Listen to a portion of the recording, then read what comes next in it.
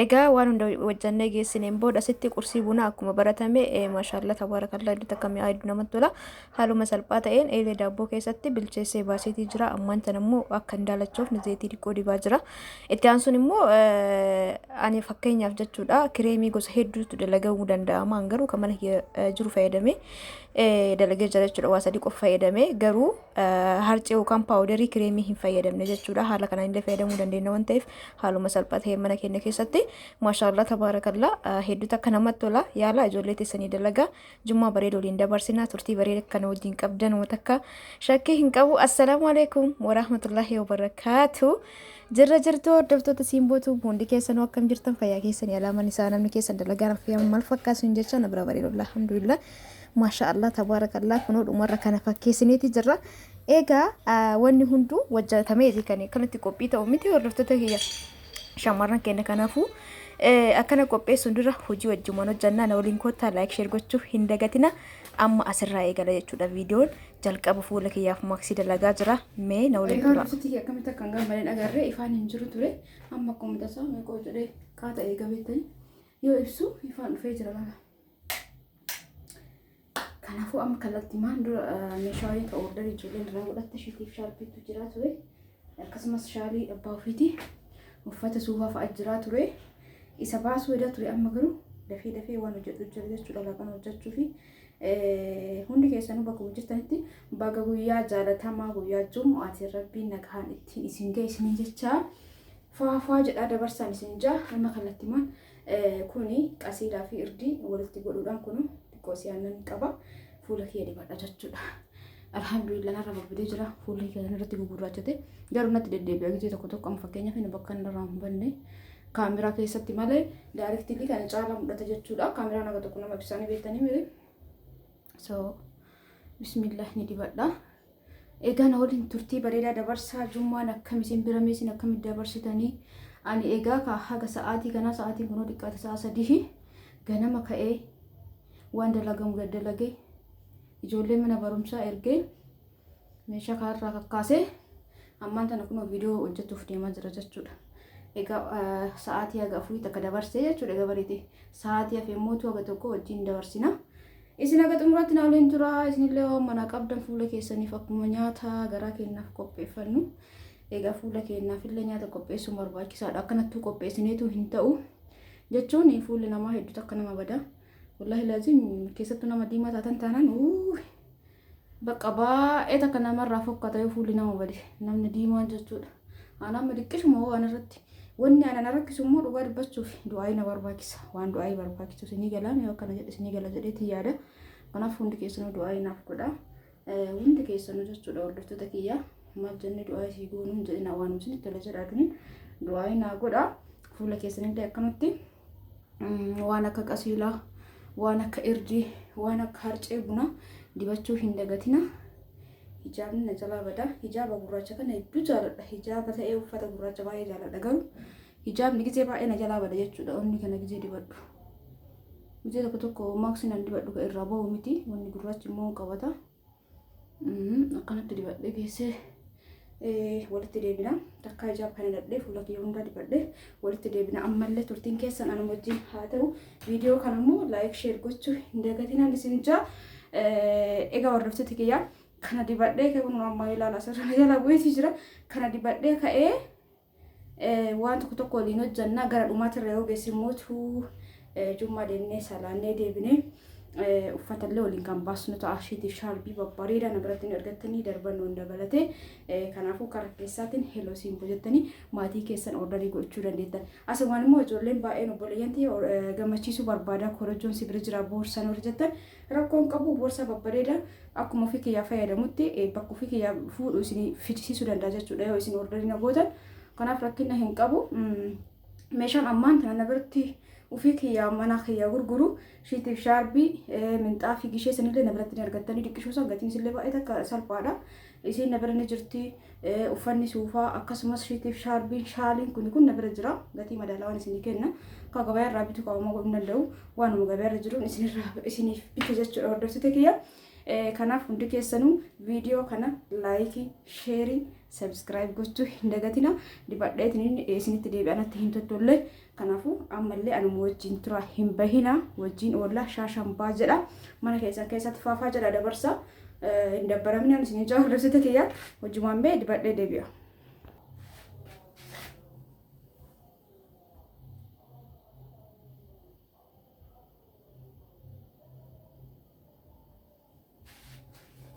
Egaa hordoftoota kiyya akkuma argitan kana haga tokko manni godhee jira sirreeffadhee jira akkanatti dibadhee ammaan tana wanti qo'ee hojjanna jechuudha kanatti qo'ee wajjin hojjanna.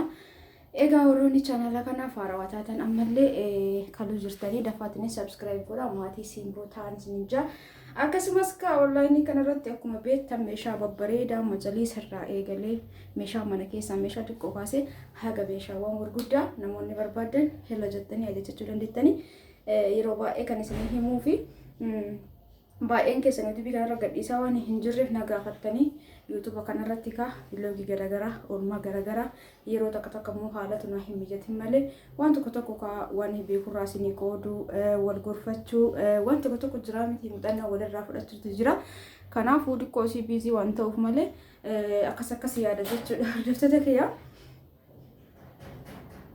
Bakka viidiyoo gisa na namni balbala kwa godha eeganiitu magizee maal viidiyoo hojjedhu qofa jechuudha. Namni immoo waan mana jirreef dirqamaan banuuni. Egaa hordoftoota kiyya kallattii maan hojii eegaluuf deemnaa jommaan akkami isin biraa isin akkami dabarsitanii dhugaa dubbachuuf jiruuf jireenya keessatti jechuudha. Wallaahi laaziim gaafa aadaa jechuun amma fakkeenya bultii keessa galtanii waggoota muraasaaf homaa jechuun bareeda deemaa dhuftanii gaafa garuu achi sixxanii waa hedduu isinii tattaaffii eegaltanii jireenya keessan bareechifachuuf halkanii guyyaa xaartan bu'aa ba'iin gufuun hedduu jireenya keessan keessa dhufti jechuudha. Kanaaf obsaa fi dandeettii garagaraatiin mala garagaraatiin keessa darbuun barbaachisaadha. Kana lafa ka'eetii miti isiniin jiru hordoftoota kiyya. Egaa yeroo ammaa kana namni hundi wal fakkaachuu qabaadha. Namni kan jedhu fakkaata hin beekwani.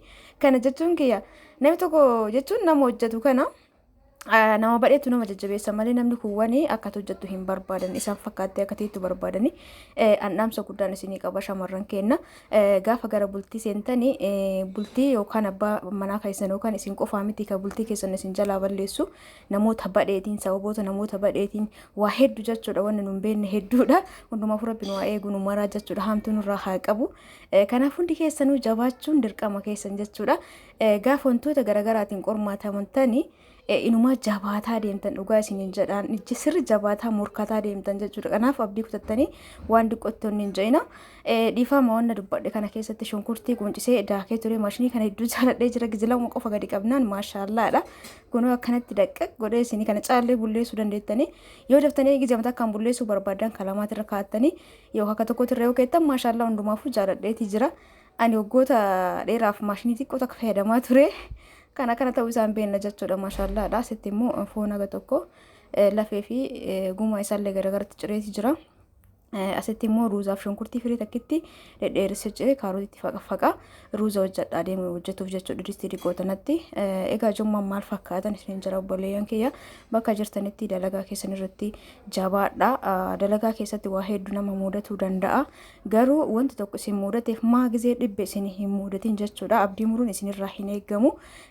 Dalagaa keessan jijjiiraa dalagaa akkasumallee mootu dalagaa keessa akkuma argachuun jirudha bulleen jira yeroo dhabdanillee yeroo wanni tokko isin mudatillee abdii hin mudatinaan isin jaa addunyaa kanarraa fayyaa qabaannee rabbiin fayyaa nu kennee umriin dheeresse wanti nu abdii murannuuf takkallee hin jiru jechuudha. Tokko yoo dide tokko yaaluudha. Kanaaf hundi keessanuu jabaadha. Biyya alaas ta'e biyya keessa warri jirtan bakka kamuu jiraadha. Alas taanaa namni taa'ee maallaqa fidu hin jiru yeroo amma kanammoo dirqama jechuudha wajjachuuni. Kanaaf hundi keessanuu jabaadha isin jechuu barbaada. Akkuma argitan san distii irra kaayee qe'ee zayitiitti godhe asitti qullubbii adii faqutti jira. Haga zayitiin kennanu danfuuf jechuudha. Saniin booda zayitii danfatti qullubbii adii kana godha. Hedduu akkanatti tola fuudhu isaatu baay'ee natti tola. Kanaaf maashaallah tabaarakallaa haala kanaan eega zayitiin kenna danfee qullubbii adiitti godheeti jira. Ittiin boohara shaashambaa jedha waliin oolle jechuudha. Har'aan tana namoonni chaanaala kanaaf haarawaa taatan immoo jiraattan subscribe jechuu gochuudha maatii kiyya ta'a. akkasumas viidiyoo takka takka kaasirratti gad isinii dhiisa. Warroonni biyya namaa jirtanis biyya keessa yaadattanii ittiin bohaartanii anaaf immoo hojiidha waan ta'eef na jajjabeessanis ni jaa hordoftoota kiyya. Maaliif wanni itti kafaltan hin jiru ana qofaa miti namuma yuutuubii dalagu kamoo namni isinitti tolee hojii jechuun laayikii amma yoo isinitti tole laayikii gootanii garuu osoo jedhistanii laayikii gootanii wanti isin irraa hidhatu hin jiru kan amma kamiisuu dhiibbiin uumaa namaan gootu jechuudha. Nama laaluuf uumaa ta'uu dhabuu danda'a garuu nama hojjetu saniif bu'aa qaba jechuudha. Laayikii yoo gootan amma viidiyoo kan namni kumni tokko laalee osoo kumni tokko nu laayikii godhe viidiyoon kun yuutuubii irra faca'aa nama hedduu bira gaha jechuudha. Hordoftoota kiyya bu'aan isaa kanuma laayikiin maallaqa namaan kafalu garuu viidiyoon laallamuudha murteessaan jechuudha. Akka viidiyoon laallamu immoo sababa kan ta'u laayikiidha jechuudha. Hordoftoota kiyya kaampaanii yuutuubii viidiyoon tokko laayikii baay'ee yoo qabaate viidiyoon kun bareeda namni hedduun daawwattoonni hedduun hori ilaalan jaalatanii jiru ka jedhu innillee ni mirkaneeffata jechuudha. Laayikii sallaalee sheerii godhaa jechuudha. Hordoftoota kiyya kanaaf laayikii tuquu hin dagatinaa adii keessanillee barreessaa. Akkasumallee immoo sabskraayibii godhaa wanti isinitti kafaltan hin jiru sabskraayibii godhaa isin jaalatu osoo sabskraayibii hin godhin laaltan maal taataniiti garuu mara rakkina qaba yoo sabskraayibii gootan. Inna akkasii suugoo kenna bilcheessaa jirra akkuma argaa jirtan kana bishaan xabxabitti godha eegasii timaatimitti godha. Namoonni hedduun nimootu akkamitti daqiiqaa 10 keessatti waxii hojjettee geesse namni jedhee yaadullee hin dhabamu bar. San akkaataa yuutuubiitti hojjetu nama hojjetutu beeka. Viidiyoo dhaabaa hojjenna fakkeenyaaf amma shunkurtii fakkeenyaaf mee isin ibsu. Shunkurtii kana zayititti naqee kaameraa hin cufa. Yoo shunkurtiin sun bilchaatte jette kaameraa ni bana. Ammallee deebi'ee barbaree itti naqa waliin dhaa itti qadada kaameraa hin cufa. Yoo barbareen sun sirriitti bilchaate jedhee kaameraa osoo hin baniin dura bishaan irra buusaa bilcheesse deebi'ee bana. Haala saniin dalagama jechuudha. Gizee matakkaan daqiiqaa 10 keessatti waan ta'u miti. Viidiyoo yaadadhe viidiyoo waxii tokko jalatti kan lukkuu tokko jalatti daqiiqaa 30tti lukkuu bilcheestee irraa nuufuu ta'ee. Naan jettani watti dhiira ta'ee shamarran beekuu koomentii dheeraa tokko barreessaa baatu jechuudha. Viidiyoo gizee hojjetamu haala saniin uummata qashtii uummata jaalala warri beektanii warra hin beekne hubachiisuu fi kanaaf viidiyoo tokko gizee waraaban bu'aa bahii hedduu qaba. Waraabanii editti go'anii gadhiisuu jechuudha. Hordoftoota kiyyaa kanaaf hundi keessanuu laayikii tuqa. Fakkeenyaaf amma asitti distii tanatti waliin dhahemi asillee waliin dhahe kaameraa hin cufa. Eegni diqqoo bilchaateen booda deebi'ee bana jechuudha. Haala saniin yeroo meeqa deddeebitee cuftee kaan gootee edit gootee viidiyoo tokko gadhiista malee viidiyoo wanni tokko hojjetanii daqiiqaa 10 keessatti nama raawwatu hin jiru. Akkasitti ofirraa sossoneessinee waan itti dalaganu waan itti goggoonu hundaa geessine waan ta'eef ufa fooxaxxarannee eegasii hordoftoota kiyyaa walumaan oolla jechuudha. Asitti kunoo ruuzii hojjetu hedha. Irdii ittiin goone kaarotii fi shunkurtii qofa zayitii bilchaateeti jira. Kanaaf irdii kana irraa dhiqaa jiddumaan islaala. Irdii irraa dhiqaa hin jenne ruuzii irraa dhiqaa. Ruuzii bareedaadha. Ruuzii basmatii namoonni barbaadan kiiloo 5 ni jira. Kiiloo 5 dhufa ruuziiwwan deemni kunniin basmatiin kunniin jechuudha. Namoonni kiiloo 25 kanaan hin jiru jettan kanaan kiiloo 25 hin jiru. Basmatiin kiiloo 5 dhufa jechuudha. Ruuzii egerraa dhiqeen booda qulleetti sanitti naqee diqqoo si aqulaallee eegasii bishaan danfaa itti naqa jechuudha. Hordoftoota kiyya asitti illee kanaan ilaalla. Egaa hundi keessanuu namoonni meeshaalee mana keessaa barbaadan karaa WhatsAppiitiin baay'een keessan imoon horiinatti dawwaltan wallahi gizee bilbila kaasee akkasitti maa haasawusan illee hin qabu sagalee WhatsApp irra naa kaayaa jechuun isin anillee hojiidha akkasiin jechuun waan biraatti fatoon ta'e fakkeenyaaf gizee an gabaa jiru fa'aa bilbiltanii gizee an viidiyoo editii godhu fa'aa bilbiltanii waan viidiyoo waraabaa jiru fa'aa bilbiltan saniif ol jala dabarraa karaa WhatsAppiitiin waan barbaadan sagalee naa kaayaa warri qophii taatanii jechuudha. Ani sin keessummeessaa lakkoofsallee gizee baay'ee as keessanii kaas hin jaagaru ni dagadha jechuudha. Dhallee waa dadhasirra isinii kaas screenshot godhatiin koota. Egaa waan waxii ta'e itti goggodheetii jira kaameraa isinitti agarsiisna fakkaate yaa waxii gizee maraa hin hojjanna waan ta'eef kun wanni miti.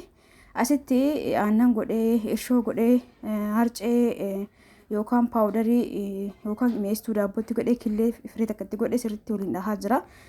Asitti qursii bunaa dalagna jechuudha. Hordoftoota kiyyaa namoonni viidiyoo dheengaddaa gadhiisu tokko irratti akkaataa kireemiitti dalagdisan nu agarsiisu jettani.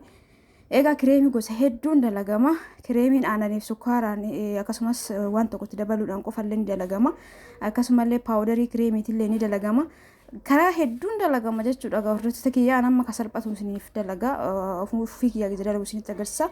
Yoo isinitti tolee haala kanaan dalagachuu dandeettanii fuula naqabee jira waan ta'eef amma dhiqachuu barbaadu baay'ee naqabee fuula kiyyaa namoonni fuulli keessan hin jala suntuuru wantoota akkanaa kana suntuuruu jechuun walitti butamuu fuula warri isin mudatu waan akkanaa kana fayyadama. Maashaallah naqabee jiran dhiqadhee alhamdulillah kunoo kana fakkaataa dhiqadheeti jira wanti mana keessa fayyadamtan kana hundi keessanuu fayyadama. Akkasumas namoonni aduura deemtan san iskiriinii fayyadamuu hin dagatina. Kireemii akkasumarraan fayyadamina. wantoota uumamaa kana fayyadama. Garuu gizee aduu barbaaddan sanskiriinii bareeda ta'e ka oil control of keessaa qabu fayyadamaan isinin jaa. Asitti immoo killee irra kaa'anna. Killeen takka qarshii 25 እናንተ ረብ ከሪያ ጎዶ ዮ killee qarshii 25 geettu ana gizee akka hoti bira jiru killee takka shilingitti gurguraa faashan koola bitataa baya isi yaadadha dhugaa dubbachuuf wallahi laasiim isi yaadadha kiisii keessa kaanee gizee barannutti jechuudha. Kiisii keessa faana cabde jira. Isi shilingi gurgurree shankoora bitanna jechuudha. Shankoorri mana barumsaa bushee dannaa banamni barattan achitti baradhe gurgure tokko akka jaaka hoti biratti.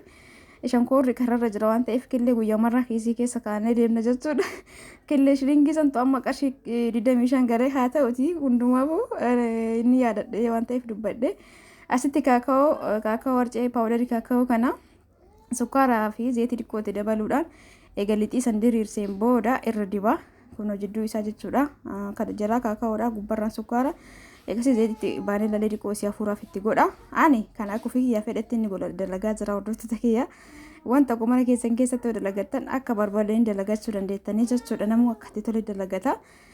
Asirratti yommuu YouTube irratti ilaaltanii haala saniin dalagachuu barbaadan yoo isinitti tole kanama kamuutu ilaaltanii haala saniin fayyadamuu dandeettanii online nama waan hunda online irraa barachuun bareeda jechuun namni fedhe jechuudha.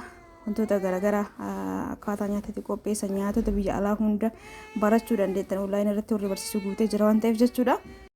Egaa kanatti itti dibnee geessiniin booda kana suuta gadimarraa wanni arcee qofa itti godhe wanni irra maktafarratti zayitiin goone akka waan jalaa qabatu ta'ee dhiqoo allee naan mijoonne waan bal'aa irratti diriirsuu qabna jechuudha. Maktafaan dhiqoo waan taateef dhiqoo natti hin tolle haa ta'u rakkoo hin qabu mana kiyyaa fayyadama waan ta'eef rakkinaan qabu jechuudha hordoftoota kiyyaa. Haala kanaan godhee akkana godheen booda kirrii wayitiin sirraa muramuu qaba. Ana albeemaa muraa rakkina hin qabu. Sunis garuu qirtsiin isaa akka bareeduuf kirrii yookaan jimmaatiin osoo murtanii bareedaadha. Yoo san qat jedha dafuutti gadi jedhe agartanii haa ta'uti paatiraa tana jechuudha. Paatiraa tana ani kuukisiif bitadhee eelee daabboo sun gurraacha ture jechuudha kiyya. Eelee ibiddi daabboo hin guba yoo koobaa jalan kaa'in paatiraan tun garuu maashaallaadha. Akkasiin jaa kalammatallee halluu kanaan diriirsinee kaanee diriirsinee geessinee kaakaa'oo san irratti dibuudhaan mummurree wal fakkeessinee paatiraa keenya irratti naquudhaan eelee daabboo keessa galchinaa jechuudha. Eessatti bilcheessiteettanii warri na gaafattan gadeen gadda eelee daabboo qabaattan taanaan waan kamuu keessatti dalagachuu dandeettanii kuukisii ta'ee wanti barbaadan jechuudha. Waan kamuu haala bareedaan bilcheessa. Ka paatiraa gurraacha qabu kun xiqqoo paatiraan isaa nama rakkisa. An paatiraa lama gurraachatti hin qaba garuu na jalaa guba daabboo yookaan koobaa fayyadamu malee jechuudha. Saniif paatiraa tana bitadhe haala kanaan hundume isaatu guurree zayitii jala dibneeti jira. Kanaafuu akkanatti akkana diqqoo gadi qaqqabnee qirtsiin isaa waan albeen mureef baay'een bareennee garuu rakkina hin qabu qursii bunaanaaf hin ta'a. Egaa kana geesseen booda kallattiimaan meeshaa kanneen karraa kakkaasee isa mootuu eelee keessa galcha jechuudha. Egaa warroonni hanga ammaa na waliin turtan laayikii tuquun dagatinaa killeen keenya asitti bilchaateeti jira. Hordoftoota kiyyaa jummaa bareeda isiniif haa ta'u. Egaa nama mootuu torbee itti deebinu rabbiin haa taasisu isiniin jaa. Haala kanaan kunoo ittoon keenyallee maashaallah tabaarakallaa gara dhumaatti isin agarsiisne. Egaa foon bilchaateen booda dinnichaa xiqqoo itti dabalee maaliif irbaataaf illee akka ga'uuf jechuudha. Gizee 2-3 waa hojjeturra. Gizee malaaqana hojjennu sana barkatti goonee hojjannaa ruuzilleen ga'ee innillee gaheeti jira.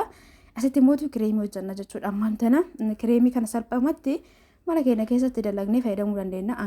Karaa kanaan dalagaa ka paawudarii irraa hojjetamullee barbaadanitti agarsiisa. Aannan qicattanii xiqqisuu dalaguu barbaada nama sukkaaratti gootan. Aannan eegatti naxxanii booda sukkaaratti naxxanii eegas booda yoo barbaadan vaaneellaa irra buustan. Vaaneellaa dura garuu harcee boqqoolloo koornistaarchii kana jechuudha. Kana malee ka baabura daakamee hin ta'u kana xiqqisuusi fallaana sukkaaraa takka irra goonetti haga xiqqoo ni bilcheessinaa jechuudha. Hordoftoota kee bilchaatu qaba. Akkanumatti sirriitti waliin dhahaa ibidda lashirratti anama ibidda waa itti hojjedhee geessa jalatti akkasitti irra kaa'ee jiddumaan immoo kun immoo bilchaateeti jira na jala gubatuuf xiqqisumaaf dhaqqabee garuu hin gubanne akka waan gubataa jiru kun kaakaa'utu keessaa beessa magaala bareedaa isaatti na baastee maashaallah tabaarakallaa jedha akka uummata qashtii haala kanaan shaashambaa jedha mana keessan keessatti jechuudha. Egasii amma vaaneela xiqqoo hafuuraaf itti godhatu dhiisuu dandeettanii saniin booda yabbinnaa fi qal'in akka fedha keessaniitiin jiddu goleessatti irraa fuudhe egasii wanni wayiitti naxxanii kan ittiin gadi cuunfan sanitti illee naxxanii akkanatti irratti cuunfatu dandeettanii hangaruu rakkoo hin qabu jechuudha. Manaaf waan ta'eef rakkin hin qabu akkana godhe egasii buruushiin waliin gaa kireemii bareeda tokko ta'e hedduu mi'aawa hordoftoota kiyyaa ka paawudarii irraa hojjetamullee isiniif hin fidaa hangaruu haaluma salphaa ta'een aannan mana jirurraa fayyadamee aannan bunaatirraa sukkaarallee kama mana jirurratti godhe.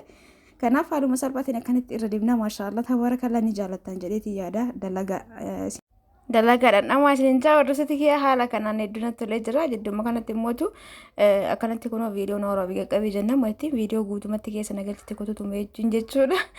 Waaw maashaallah tabaarakallaa isin jaa hordoftoota kiyya yeroo baay'ee jechuudha ofii kiyya akka kiyyatti yoo isinitti hime yoo namni mana hin jirre laaqanuma kana wajjadhee guyyaa guutuu nama eegaa oola yoo namni mana hin jirre buna hin danfisu garuu waan akkasii sun gaarii miti nama miidha jechuudha namatti mul'atu malee kanaafuu mana keessan fu'aafaa godhaa waan hojjetu qabdan hojjedhaa nyaata keessan sa'aatii isaatitti fayyadamaan isin jaa hordoftoota kiyyaa maaliif garaachaafillee dhibee garaachaatiifillee nama saaxila waan tokko amma sa'aatii beeloftetti yoo osoma nyaatuu barbaadu namni mana hin jiru jettee kan hin nyaanne ta'e cogaraan keenya gizee barbaadisanitti yoon argatiin dhibee adda addaatiif nu saaxila jechuudha. Maashaallah tabaarakallaa kunoo kana fakkaata hordoftoota kiyya umurri isaa waaw maashaallah tabaarakallaa jedha akkanatti faafaka jennee dabarsinee jirra jummaa haala bareedaa ta'een isin wajjin dabarseeti jira hadha inshaallah akka torbillee rabbiitti nu haa deebisiniin jecha. Egaa viidiyoon kee kaarraa kanumaan xumurameeti jira hordoftoota kiyya viidiyoo biraatiin inshaallah rabbi jedhe walitti deebina. Hangasitti hundi keessanuu bakkuma jirtanitti fayyaa keessana tura haa nyaannu laaqana kennallee qopheessine hojjanne kana nyaanne dhiqqisuu tanatu hafe jechuudha. Firee muraasatu hafe hedduu mi'aa ture nu hunduu nyaanne ijoolleellee nyaatte jechuudha. Laaqana kennallee kun akkana dhiyeeffannee jirra. Egaa hundumaaf warri feetanii jaalattanii na hordoftan na jajjabeessitan chaanala kiyya saabskraayib laayik sheer gootan ulfaadhaa galatooma anillee hedduu isin jaaladha hedduu isin kabaja rabbi yaada muraada keessan isin haa guutu akkanatti bakka hojii keenyaaf farashrash goone jechuudha hordoftoota kiyya. Egaa olmaa keerii keessanaa oolaa baay baay.